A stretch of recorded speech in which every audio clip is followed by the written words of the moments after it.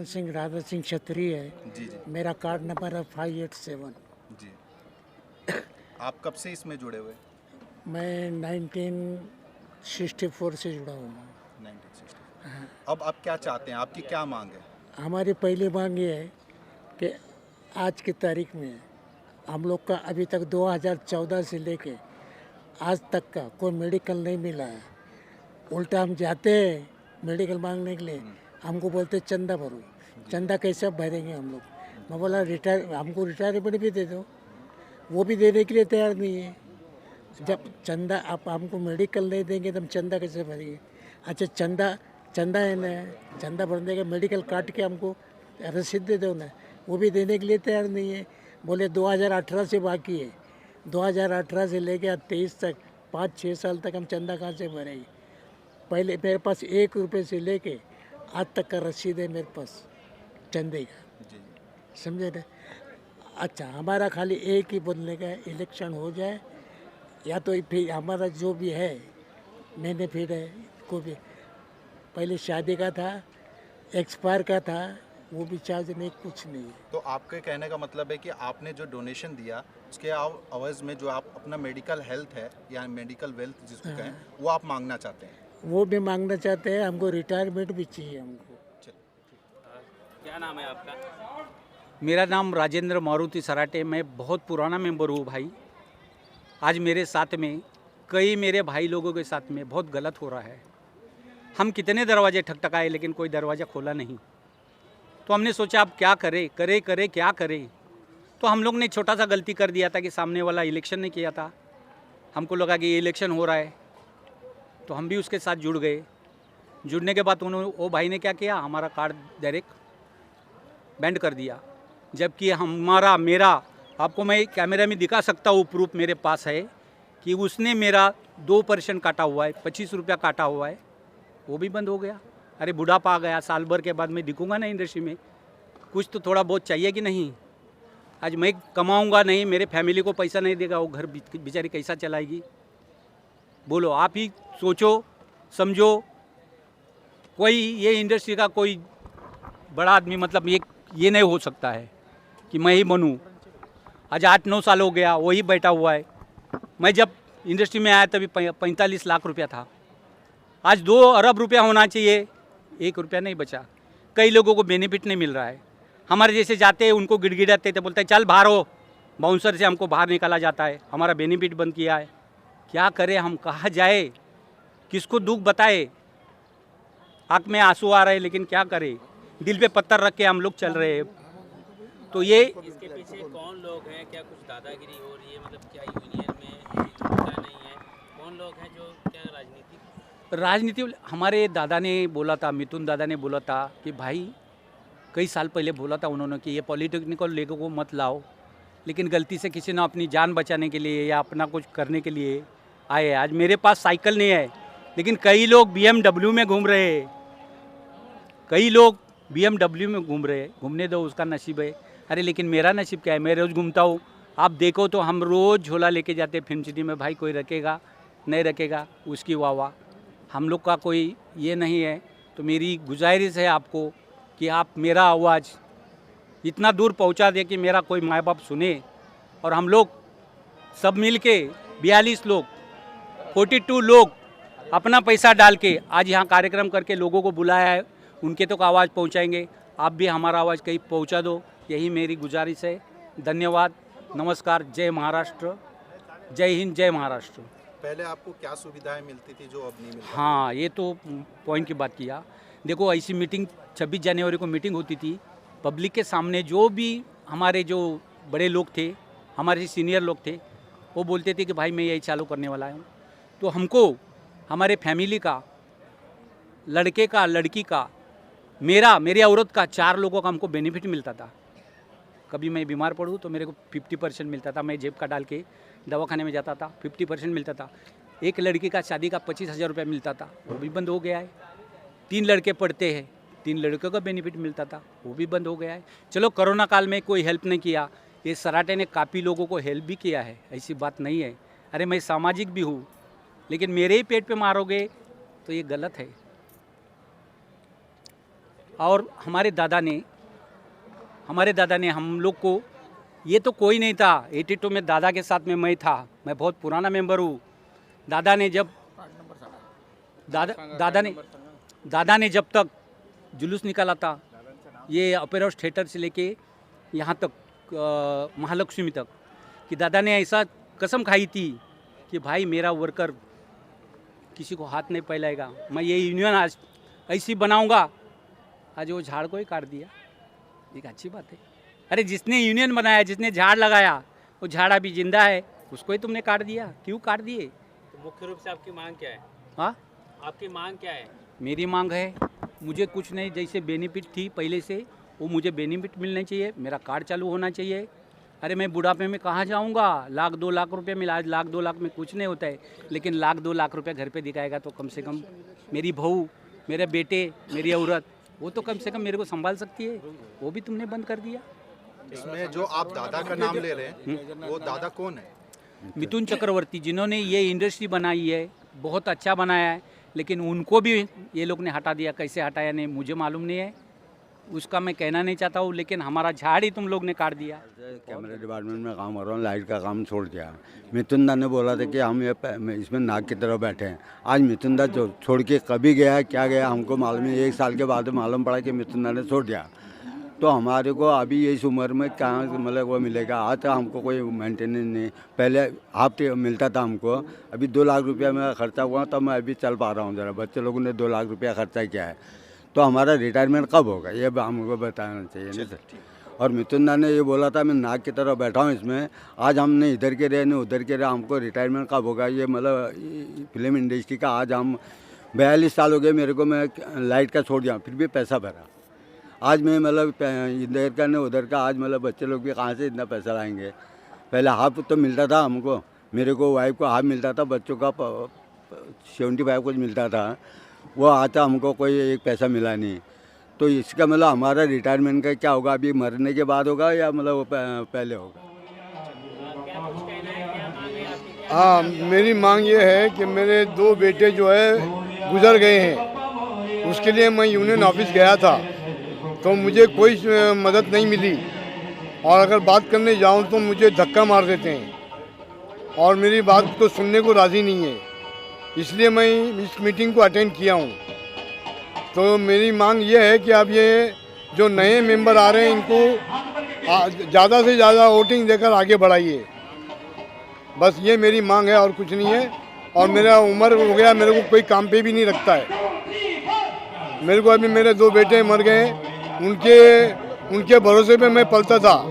अब मेरा कोई भी नहीं है, ना मेरी बीवी है ना मेरे बच्चे हैं, और मैं अकेला भटक रहा हूँ। मेरे को कोई खिलाने वाला नहीं है, इसलिए मुझे जल्द से जल्द मदद मिले। पर इससे ज़्यादा मैं नहीं बोलना चाहता हूँ। मैं संतोष कुमार पारस माली कारपेंटर बोल रहा हूँ। मेरा कार्ड बना के 8 साल हो गया और आज तक हमें कोई बेनिफिट नहीं मिला यूनियन से। और प्लस में 5 महीना पहले काम किया था काशीमीरा हाईबन स्टूडियो में। वहाँ पे मिस्त्री थे, बबलू विश्वकर्मा मिस्त्री थे। वो बोले काम होने के बाद 15 दिन के बाद पूरा पैसा सबका मिल जाएगा, और आज तक पैसा हमें दिए नहीं। बार बार कम से कम 10 बार फ़ोन किया, उनका रिकॉर्ड भी किया हूँ। वो बोलते हैं कि 10 दिन बाद मिलेगा, फिर बोलेंगे यूनियन में जाएगा। न तो यूनियन में पैसा आया, न तो हम लोग को दिए। अब क्या बोलते हैं कि नहीं मिलेगा, जाके अपना जहाँ काम हुआ उनसे लो। अब काम करवाए थे बबलू मिस्त्री विश्वकर्मा जी, और उनका जो हेड था धर्मेंद्र यादव। ये लोग अपना पैसा 2 लाख रुपये पहले लिए, उसके बाद और भी लिए होंगे, इसके विषय में बताया नहीं। अभी क्या बोलते हैं, सामने वाला पैसा दे ही नहीं रहा है। रेगुलर 1.5 महीना हम लोग काम किए वहाँ पे। अभी आपकी मांग कि आपका जो पैसा रुका हुआ वो पैसा मिले? नहीं मिला। हाँ, मिलना चाहिए, क्योंकि हम लोग बहुत परेशान होकर काम किए थे सुबह से 9 बजे रोज़। मेरा नाम हितेश भंडारे है। मैं देशराज भंडारे का लड़का हूँ। उनका कार्ड नंबर है 11755। उनका डेथ 10 जनवरी 2021 में हुआ, 2022 में हुआ। उनका जो भी चंदा, जो यूनियन के लोग जो पे करते थे, जो चंदा था, वो चंदा वो टाइम टू टाइम वो पे करते थे। ऐसा नहीं कि एक भी चंदा उन्होंने चुकाया। ऐसा बोला जाता था कि जब भी डैडी का डेथ होने के बाद में उनका जो भी चंदा वो पे करने के बाद में उनको 1 लाख रुपया जो उनको मिलना है यूनियन की तरफ से, वो अभी तक उनको मिला नहीं। जबकि हम लोग ने फॉर्म बहुत पहले हम लोग ने फिल किया, जैसा डैडी का डेथ होने के बाद में हम लोग ने जो फॉर्म भरना रहता है, फॉर्म मैंने पूरा फिलअप किया, लेकिन अभी तक मेरे को कुछ मिला नहीं है। मैं बस इतना मतलब मेरा परिवार को लेके मैं ऐसा चल रहा हूँ कि बहुत ज़्यादा प्रॉब्लम आ रहा है परिवार में, जबकि मेरे को कोई हेल्प कहाँ से मेरे को मिल रहा नहीं कि मैं यहाँ पर जाके अपना हेल्प ले सकूँ या मैं कुछ कर सकूँ। डैडी ने लेकिन हम लोग को कभी ये नहीं रखा, और डैडी ने यूनियन की तरफ से जो भी उनको मिलता था, जो भी हम लोग का स्कूल के लिए हो गया या मेरा बहन का शादी के लिए हो गया या उनका मेडिक्लेम के लिए हो गया, कभी डैडी ने जब भी उनके पास गया तो उनका सिर्फ एक ही स्टेटमेंट था कि हाँ बाबा हम करेंगे, बाद में करेंगे। लेकिन अभी तक वहाँ से बाद में कभी कुछ हुआ नहीं। बाद में करते करते अभी 1.5 साल हो गया, लेकिन अभी तक कुछ हुआ नहीं।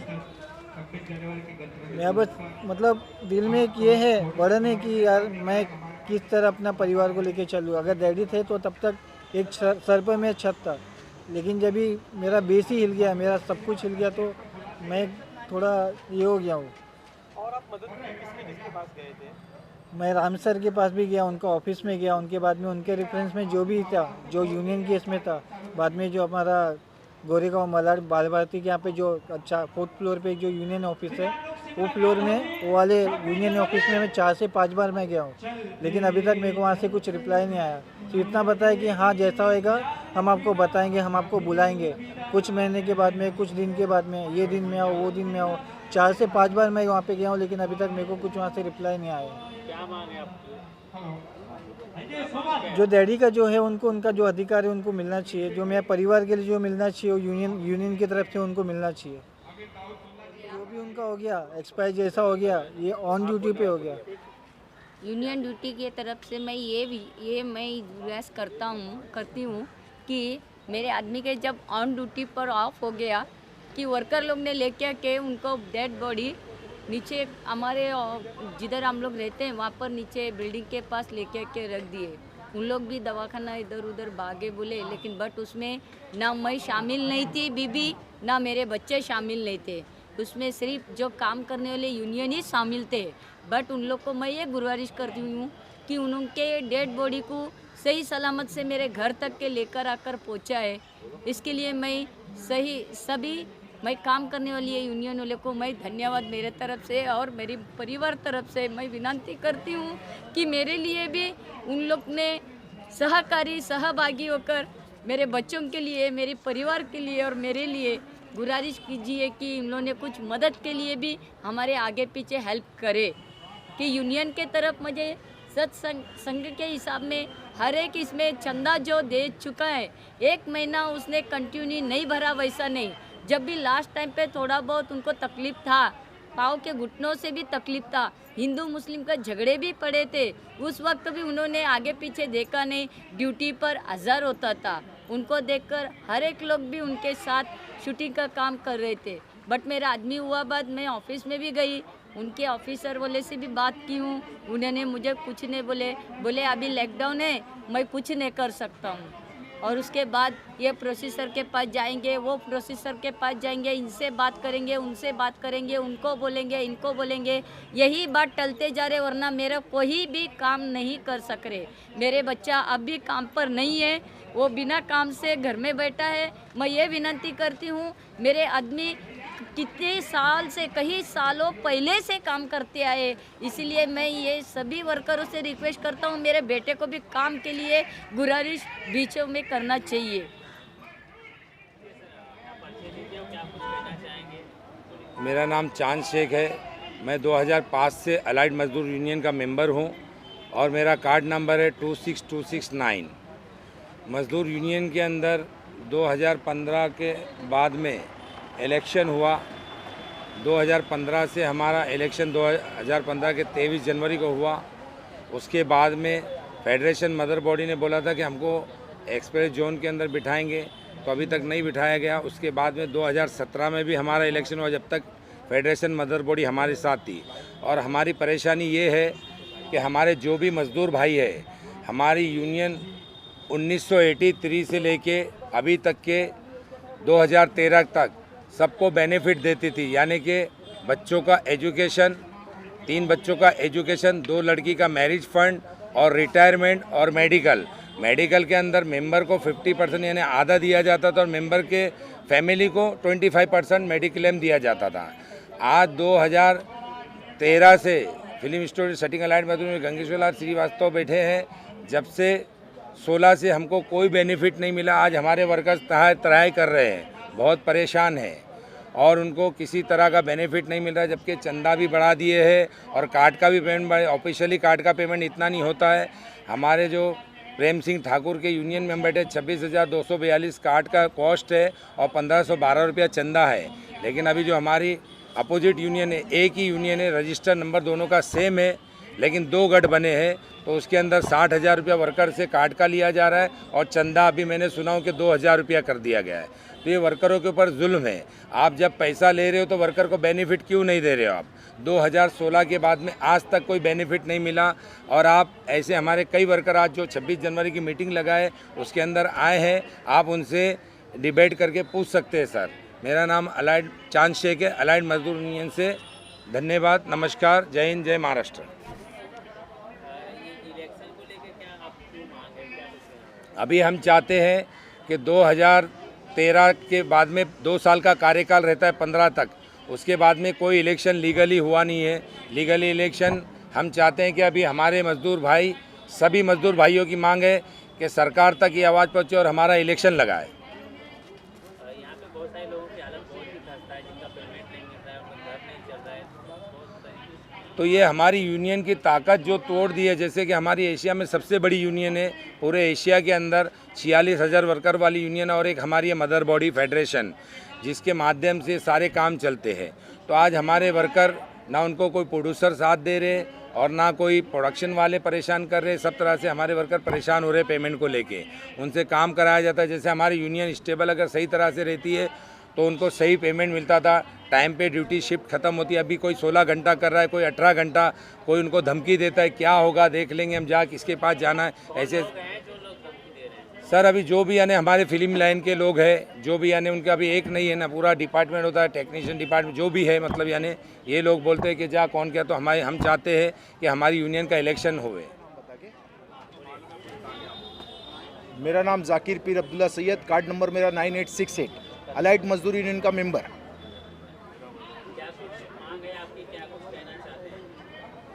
हमारी मांग ये है, जब से गंगेश्वर लाल श्रीवास्तव आया है हमारी यूनियन में, इसने अत्याचार पे अत्याचार किया है। जब से गंगेश्वर लाल श्रीवास्तव आया है हमारी यूनियन में, जब से अत्याचार किया है, लोगों की हित का फैसला करने के बदली वो लोगों का पैसा खा गया है। 33 करोड़ रुपया खा गया है। 33 करोड़ के अलावा जो 2% बेनिफिट आता है, 2%, वो बेनिफिट भी नहीं मिला है लोगों को। ना उसने जो पेमेंट उठाया है उसका जो बेनिफिट आता है ना वो दिया है, और ना वर्करों को 1 रुपये का भी बेनिफिट दिया है। जो हमारा बेनिफिट चलता था जब हमारा ऑफिस था अंधेरी में, जेबी नगर में, उसके बाद से जब से जेबी नगर बंद किया है वो आज तक हमारे को कोई बेनिफिट नहीं दिया है। और जो भी आदमी उसके खिलाफ अगर कुछ बात करता है तो बोलता है मैं तुम्हारा कार्ड कैंसिल कर दूंगा। उसको अधिकार ही नहीं है कार्ड कैंसिल करने का, वो अधिकार कैसा करेगा?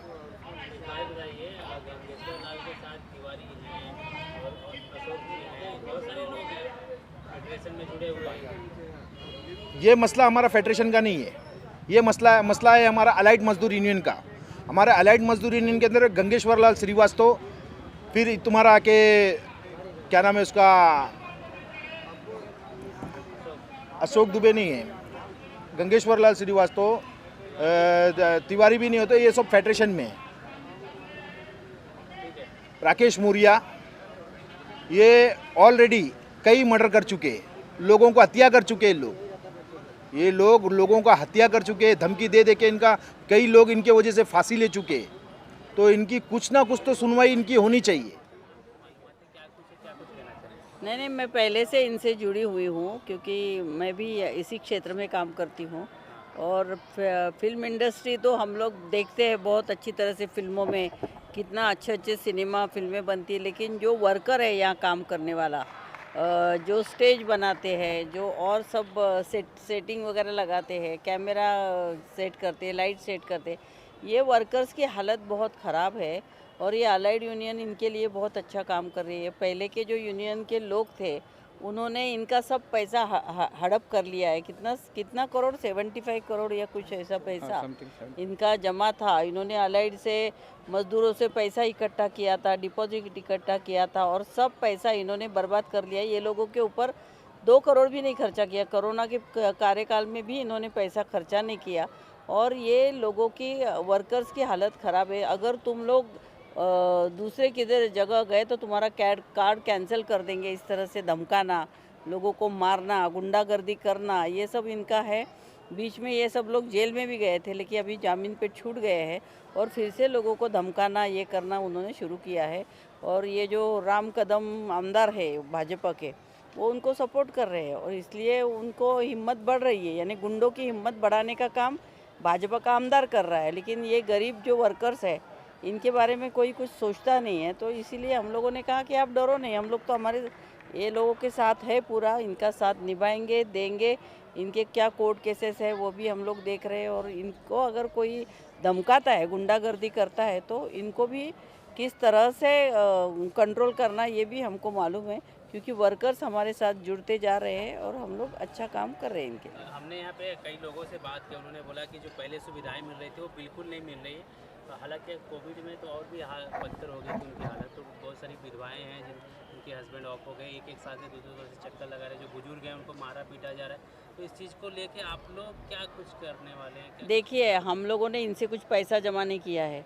जिन्होंने पैसा को, उन गंगेश्वर, वो दुबे विबे जो लोग गैंग था उनका, उन्होंने पैसा इनका यूनियन का जो जमा था वो भी हथिया लिया, इनको धमका रहे हैं और ये धमकाने के बाद वर्कर्स ये डर जाते हैं। हमारे पास कोई पैसा नहीं कि हम लोग हर एक वर्कर का काम कर सकते हैं, लेकिन वर्कर्स अगर एकजुट होकर हमारा साथ देते हैं तो अलाइड यूनियन भी बहुत अच्छा काम कर सकती है वर्कर्स के लिए। आपके माध्यम से क्या कुछ इनको सहयोग मिलने वाला है कि आप लोग किस तरह से, जैसे इतने बड़े बड़े चेहरे यहाँ पे लगाए हुए हैं, अभी राजनीति से बिलोंग करती हैं, तो किस तरीके से आप इनकी मदद करेंगे? देखो, राष्ट्रवादी कांग्रेस, शिवसेना सब इनके साथ है। तो अभी महाआघाड़ी सत्ता इनकी नहीं है। 50-50 करोड़ रुपए एक आमदार को इन्होंने खरीदा है, आप सबको मालूम है। तो ये तो ज़्यादा दिन नहीं चलेगा और कुछ 8-10 महीना, अभी तो सुप्रीम कोर्ट का निर्णय हो जाएगा तो इनकी सत्ता भी चली जाएगी। लेकिन सत्ता जब तक है तब तक ये लोग डराते धमकाते रहेंगे, लेकिन ये ज़्यादा चलने वाला नहीं। हम लोग किसी डरने से और धमकाने से नहीं डरते, वर्कर के साथ हैं हम लोग बैठे हैं, उनको क्या आप सांत्वना दिला सकते कि आने वाले दिन में जो उनकी मांग है पूरी हो सके? ज़रूर, क्यों नहीं देंगे। और फिल्म इंडस्ट्री की बड़ी हस्तियां हैं जिनके पास हम लोग जाएंगे, उनको मिलेंगे कि भाई वर्कर्स का साथ दो आप। ये जो गुंडागर्दी चल रही है इसको बंद करने के लिए फिल्म इंडस्ट्री के डायरेक्टर है, निर्माते हैं, एक्टर्स है बड़े बड़े, इन्होंने भी तो साथ देना चाहिए ना। लोगों ने एक इलेक्शन की भी मांग की है कि प्रॉपर इलेक्शन होना चाहिए। इसके बाद 2014 से नहीं हो रहा था ये 2014 से ये मांग है कि प्रॉपरली वर्कर्स लोगों ने चुन के देना चाहिए यूनियन को, लेकिन ये इलेक्शन भी नहीं होने देते, ऐसे लोग हैं। लेकिन ये ज़्यादा सर, मैं आपको बोलना चाहता हूँ, मैं हर साल जो यूनियन में पैसा भरता है तो हम लोग तो भर ही देता है, 1000 या 1500 12 रुपया वो सब हर साल भरता है। लेकिन बच्चों लोग का जो बेनिफिट है उसके लिए वो लोग बोला तुम्हारे बच्चों लोग का वो स्कूल को बेनिफिट, जो स्कूल में मार्क लिस्ट है वो सब लेके आने के बाद भी इसमें नंबर नहीं है, वो स्टैंप नहीं मारा, वो नहीं मारा करके हमको तो बोलना चाहिए स्टैंप नहीं मारा करके। उसमें क्या हमको हिंदी मालूम नहीं है करके वो सोचता है कि बाद में लेकर आए कि नीचे से इसमें स्टैंप नहीं मारा है। मैं बाद में पूछा भाई इसमें क्या लिखा है, मैं बोला इसमें स्टैंप नहीं मारा। पहले अब मेरे को बताना चाहिए ना स्टैंप क्यों नहीं मारा। तो ऐसा करके मेरे को ये लोग ने गेम कर रहा है। उसके लिए मैं बोला बाद में अगले साल होएगा, मैं ये स्टैंप मार के लेके आता हूँ, सब सेम पैसा ये बच्चों लोग का जैसा मिल रहा है उसी साल में मेरे को पैसा अप्रैल महीना पैसा मिलना चाहिए। तो वैसा बोला था, चलो ठीक है लेके आ। फिर वो स्टैम्प मार के लेके आया। स्टैम्प मारने के बाद क्या बोलता है, मैं बोला भाई क्या हुआ उसका, बोलता भाई अभी वो नीचे पड़ गया, अभी वो हो नहीं सकता है। क्यों नहीं होएगा, हमारा लिए तुम लोग काम कर रहे हो तो इतना नंबर यानी 500 भी रहने दो, 500 400 मिले तो 100 नीचे रहने दो, नीचे से 100 का तो वो फाइल लेके गिनती करना हो तो जब मेरा नंबर तो मिलेगा उसमें। बोलता है वैसा नहीं। फिर उसके लिए मैं 2 बार ऐसा हो गया। तीसरी बार गया मैं सुबह यानी 9-10 बजे काम छोड़ के गया। तब क्या बोल रहा है, भाई तू सुबह पी के आए क्या? तो मैं बोला तू के मैं नहीं आया, तुम लोग पी के आए होंगे। टाइम देता है 10:30 बजे का, तुम लोग आते हैं वो 11:15 बजे आता है। हम लोग 9 बजे से आके उधर बैठा रहता है, हमको कुछ नहीं पूछता उधर। तुम लोग जैसा आया चाय पानी नाश्ता ये करने के बाद पूछा भाई तुम्हारा क्या है, ऐसा। मैं उसके लिए ऐसा पूछा कि बता मेरे पैसे का क्या हुआ? बोलता अभी इसको सुबह बात नहीं करने का, तुम चला जाओ। ऐसे मैं बोला मैं काहे के मारेगा, हमारा पैसा है, तुम हमारे लिए काम कर रहे हो। मैं ऐसा बोला था। तभी ये लोग ने मेरे को उठा के, जो वहाँ से जो बाउंसर लोग था 2 लोग, एक गेट के पास एक अंदर है और 3 लोग था, 3 लोग लगे आके मेरे को उठा के बाहर फेंका। तब इतना सारे लोग उधर लाइटमैन लोग भी बैठा और सेटिंग वाला भी सब बैठा, लेकिन किसी को बात नहीं सुना। मेरे को धक्का मार के बाहर भगाया। जब मैं हर साल पैसा पूरा भरता था, उसका जो बेनिफिट मिलता था वो भी नहीं, उसके लिए मैं लड़ रहा था। वो उसी साल से मैं अभी मेरा 21 तक मेरा पूरा पैसा क्लियर है। अभी 22-23 को मैं पैसा भरना है, लेकिन इतना में ये यूनियन भी अलग हो गया। उसके बाद पैसा क्यों भरेगा, अपनों को बेनिफिट दे रहा ही नहीं है, मैं क्यों भरूँ पैसा? तो उसके लिए मैं अभी 2 साल से पैसा नहीं भर रहा हूँ। लेकिन अभी वही हिसाब से मैं बोला अभी तुम ये आज मेरे को तू बाहर भेजा, मैं 1 हफ्ता में तुमको मैं भी बाहर ऐसा करके दिखाता हूँ करके मैं अपना लोग को ले गया। जैसा तुरंत मेरा संडे पूरा पैसा ट्रांसफ़र किया बच्चों लोगों का। अभी 19-20 का बाकी है, वो पैसा अभी तक नहीं दिया। ऐसा ये लोग मेरे को, अभी मैं चाहता हूँ कि ये जो अभी ये यूनियन जो भी है, अभी उसमें से जो आदमी सही नहीं है, उसके लिए मैं अभी यूनियन में जो भी रखेंगे इनके लिए बस अभी ये नया इलेक्शन रखो, इनके लिए जो चला रहा है उनका हटा दीजिए। वही सबसे हम लोग अभी इकट्ठा हुआ। लेकिन ये आदमी अभी जो चला रहा है उनके लिए हम लोग ने बस नहीं रखना अब्दुल चाहता कादिर। है। और आज जो इस प्रोग्राम को रखने का हमारा मकसद था वो यही था कि आज जो फंड राइजिंग जो किए जा रहे हैं, जो गलत मिसयूज़ किया जा रहा है, उसको एक प्रॉपर वे में लाया जाए। जो बेवाएँ हैं, जिन तक अभी तक बेनिफिट्स नहीं पहुंच पाया, उन तक सही तरीके से उनके मुआवजे पहुंचाए जाए। जो बेरोज़गार हो चुके हैं उनको रोज़गार की तरफ लाया जाए। जिस वादे के तहत इनको लाया गया था वो वादे इनके पूरे किए जाए, क्योंकि कई ऐसे वादे हैं कि डोनेशन के नाम पे इनको मतलब बेवकूफ़ बनाया गया है और आज वही पैसों को लोग मिसयूज़ कर रहे हैं, अपनी ज़रूरतों को पूरा कर रहे हैं। हमारा कहने का मकसद यही है कि इन तमाम लोगों की जो अपनी गुहार को लेकर के आज यहाँ पे 1000, 2000, 5000 की ऑडियंस आई है, उनकी ज़रूरतों को सुनी जाए और ये लोगों तक पहुँचनी चाहिए।